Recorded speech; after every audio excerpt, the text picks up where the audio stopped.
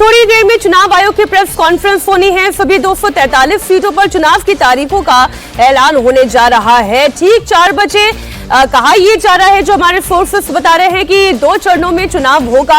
हालांकि जेडीयू ये चाहती थी, बीजेपी ये चाहती थी कि एक ही चरण में चुनाव संपन्न करा दिया जाए, लेकिन 2 चरणों में चुनाव हो सकता है, मतदान हो सकता है, ऐसी संभावना जताई जा रही है। मैं जरा एक एक करके हर पार्टी से ये समझना चाहती हूं कि उनकी जीत के दावे के पीछे की ताकत क्या है। पाशा जी, मुद्दे हैं जो जनता के मुद्दे हैं, जिन्हें हम लेकर के जनता के बीच जा रहे हैं।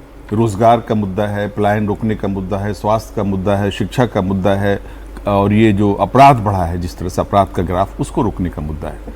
क्योंकि इन तमाम मुद्दों पर कोई भी आशा अब इस सरकार से नहीं है। 20 वर्षों की ये थकी हुई सरकार है, इसके पास कोई विजन नहीं है, कोई दृष्टि नहीं आगे के लिए।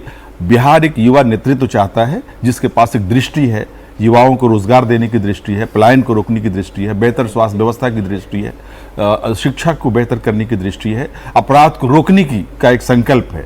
ये हमारे वो मुद्दे हैं जिनको लेकर के हम जनता के बीच जा रहे हैं, और हमें पूरा विश्वास है कि जनता हमारे साथ है।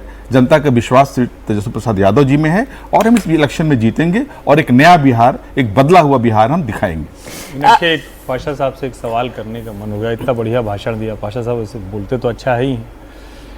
क्या आपको लगता है कि राहुल गांधी ने जो बीच में अच्छा खासा मोमेंटम क्रिएट हुआ था, ये जो वोट अधिकार यात्रा के नाम से चलाया, उसने कुछ गड़बड़ कर दी क्या? ईमानदार जवाब की उम्मीद मैं करता हूं, क्योंकि आप जो बाकी जो कह रहे हैं वो तो ठीक है। पूरी ईमानदारी एक लाइन में जवाब दीजिएगा, ब्रेक के लिए मुझे जाना है। ईमानदारी से जवाब दूंगा।